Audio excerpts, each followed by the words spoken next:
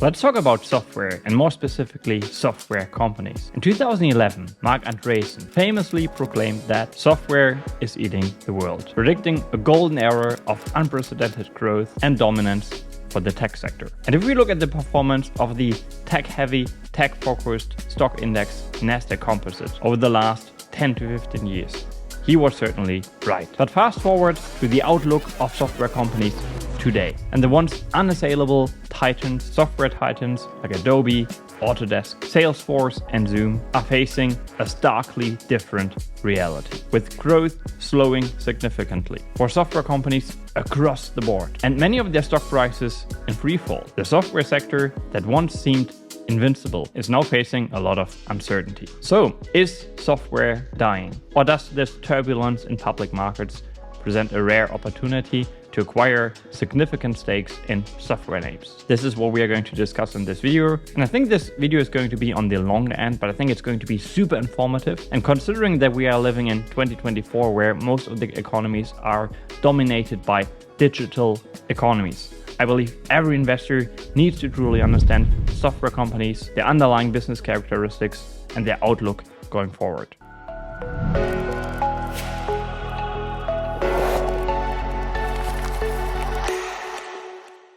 All right, let's start by taking a look at the performance of software names. And I will take a look at both the performance of the underlying stocks as well as the performance, and more specifically the growth rates, so the performance of the underlying businesses. So if we start by taking a look at the stock performance of some software names and some software indices, we can highlight how poorly some of the software names have performed.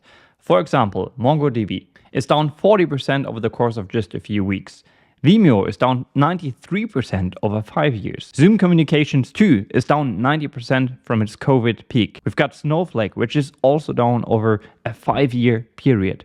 Salesforce, the software behemoth, recently experienced a 20% one-day decline. And just like Datadog, Salesforce is flat over a 2.5-year period. And if we now look at the index side of things, I looked at the global xCloud computing ETF. Well, this ETF is down 34% over a 3-year period. Now, what are the reasons for this decline? I think there are two explanations.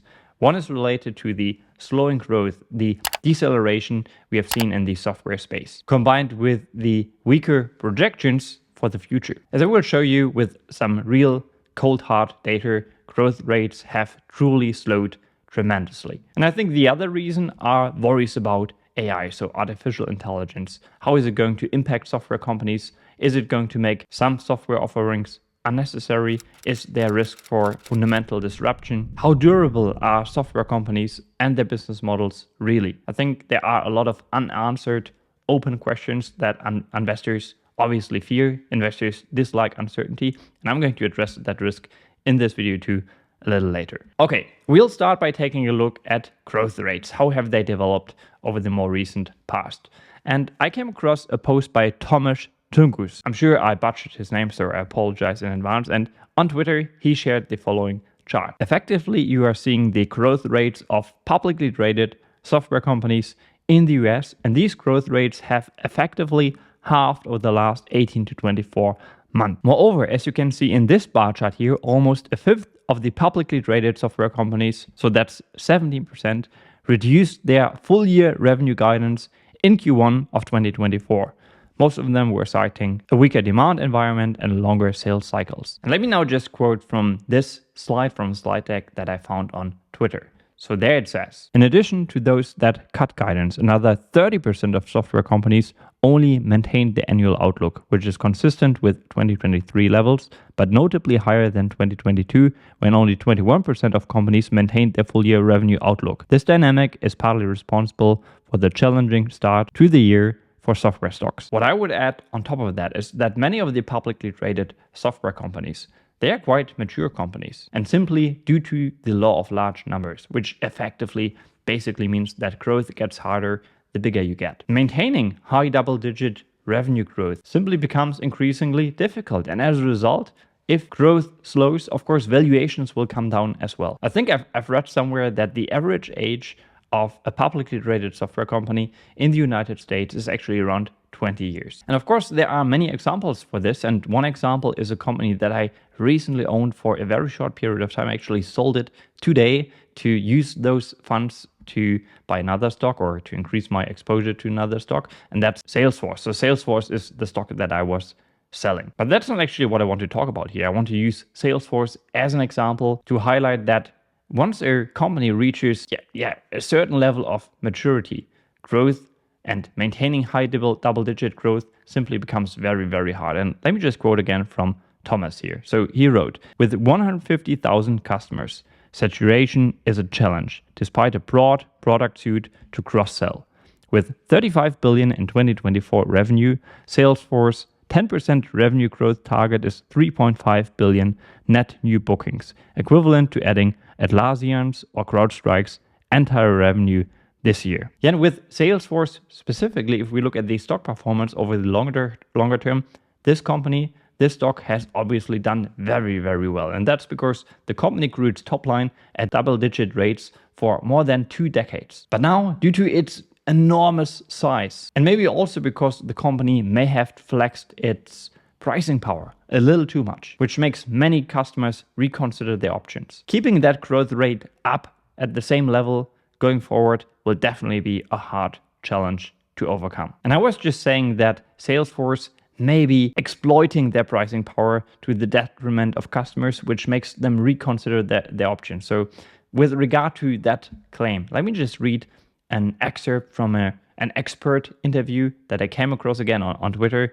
to you. So this is an interview conducted with a tech executive. So here it is. Our focus right now is on eliminating tech debt. For instance, we have multiple Salesforce systems as software as a service tools have proliferated as departments, business units have acquired them over the years. We now need to consolidate and migrate to fewer instances with fewer vendors. Our goal is to eliminate smaller software as a service firms. We had 750 software vendors. I've consolidated it down to 500 and will keep going. Our Salesforce spend is maxed out. This rationalization phase is a long time coming. These growth rates that software companies are putting up cannot go on forever. Customers cannot keep spending 20 to 30% more. Our Salesforce spending growth is insanity. I use Salesforce as an example, but ServiceNow and Microsoft are arguably worse. Software as a service pricing went up post-COVID and up on renewal. I'm getting stuck with 25% spend increases, and software as a service vendors want me to sign a 3-year deal based on features that they haven't even proven out yet. That's not sustainable, and a lot of companies like ours are now saying no way. And there's more to this interview. I'm just going to show it on screen right now, so feel free to pause the video here, but I want to move on. I want to move on to the next chapter. So chapter number 2. So is software really dying? And why I believe that software businesses are here to stay, because they are simply superior businesses. Let me start by saying that these large sell-offs, these are of course not unprecedented. No, in 2016, for example, the valuations and stock prices of software names and tech names also experienced quite significant losses, as summarized by this New York Times article. But eventually they recovered, and as you all know, software and tech names since 2016 as a group have done very well. So is it going to be different this time? I don't think so. So let me just explain to you why I think software companies as a whole, of course we have to make a couple of generalizations here, but I think as a whole they are above average businesses, which is the focus of my investment strategy. I want to own above average businesses and I want to own them for a long period of time. So a few characteristics that stand out to me are that software companies tend to be very profitable, tend to post very high gross profit margins, which often translate into above average operating income margins and free cash flow margins. Oftentimes, the products and services offered by software names have some kind of stickiness to them. So now we're talking about switching cost modes that are embedded in many software solutions. And as a result, many software companies have very high retention rates. Another name that I recently studied, and spoiler, I actually started a position in this company. This company is called Paycom, and around 98% of Paycom's revenue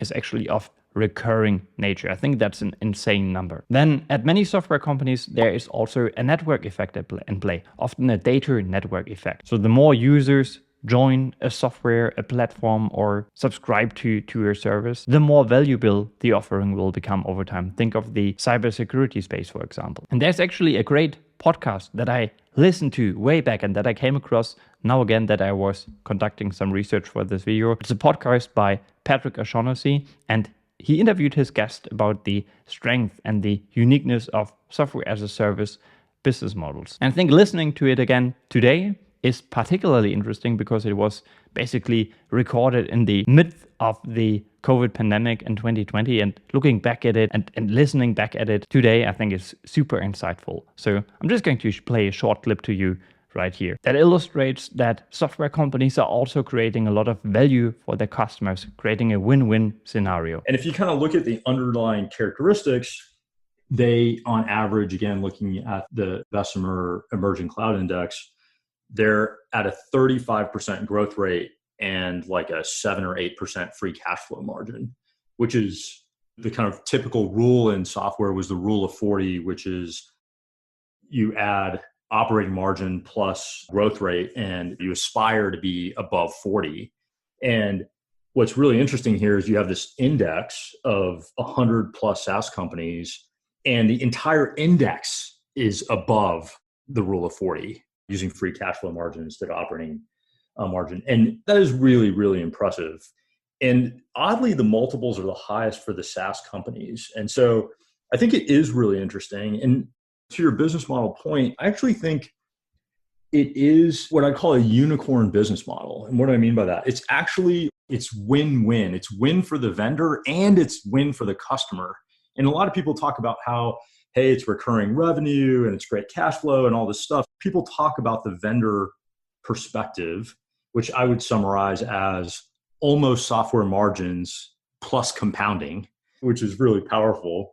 But I actually say one of the things with SaaS is it's actually better for the customer. The customer gets good software, thoughtfully delivered, a relatively good experience. They have none of the operational overhead.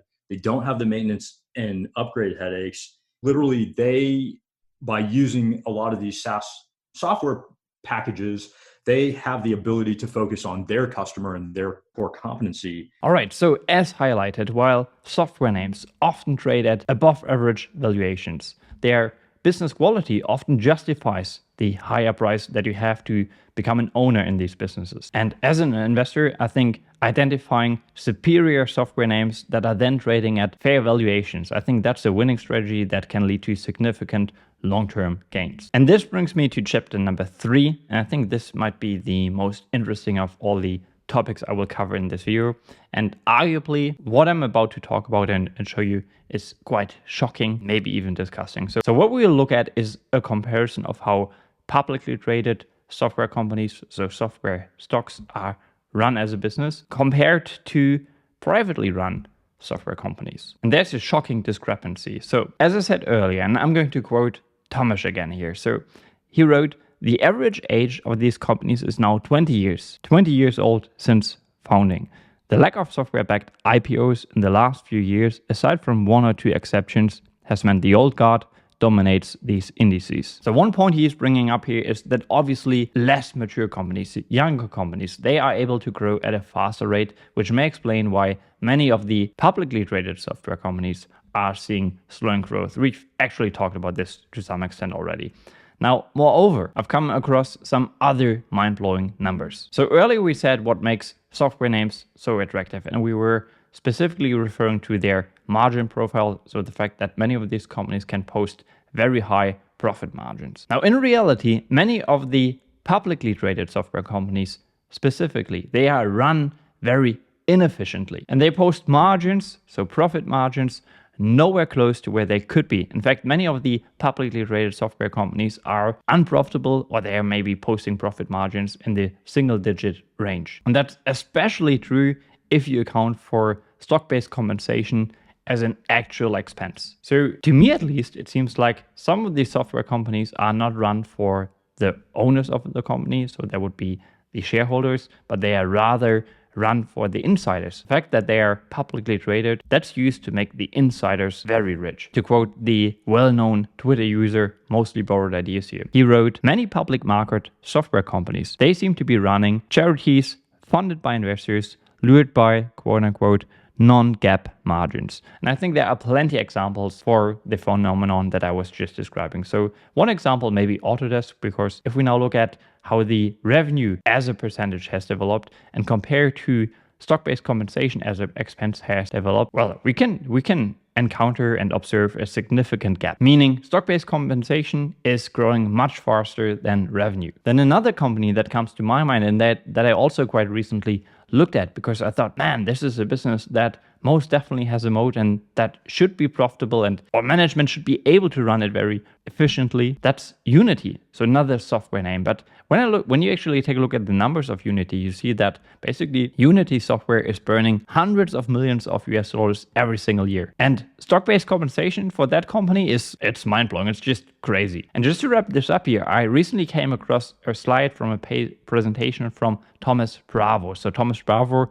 is an American private equity and growth capital firm that is based in Chicago. And this slide here, I'm just going to show it to you. It shows how software companies in aggregate can be run much more profitably if run intelligently, with quote-unquote margin improvement opportunity or opportunities between approximately 25 to 40%. So let me know what you think of this discrepancy between the publicly traded software names and the privately run software businesses. So what should the intelligent investor do? Well, I think individual investors need to look at software names individually. So you have to assess, does this specific software name have scale advantages? Does it have pricing power? Is it run efficiently? Is it run by an honest and trustworthy management team? How long is the growth runway for that specific business? And if you can then identify that the value that you put onto that business is actually higher than the price you have to pay for it in public markets, well, then you likely have found a winner. Now, finally, just to wrap it up here, and that's chapter number 4, I want to talk about AI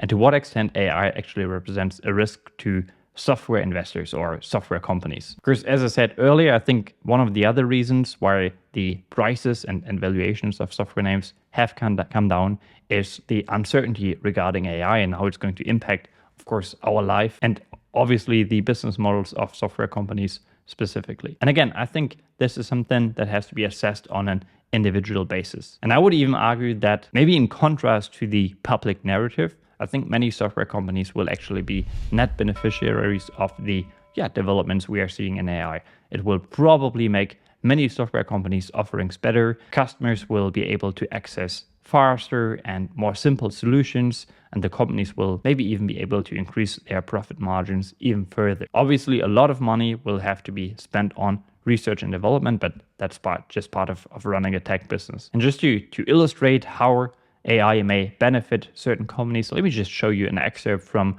Robert Vinal's 2023 letter on screen right now. As the video is already getting quite long, I would encourage you to just pause the video here to read for yourself. And I want to actually wrap up this video with a question. So I would like to know from you, with software names as a group being in decline and many of their stock valuations coming down, what do you think is the most attractive software stock opportunity in public markets right now? Share your idea in the comments down below. And if you liked the video, here's another video for you.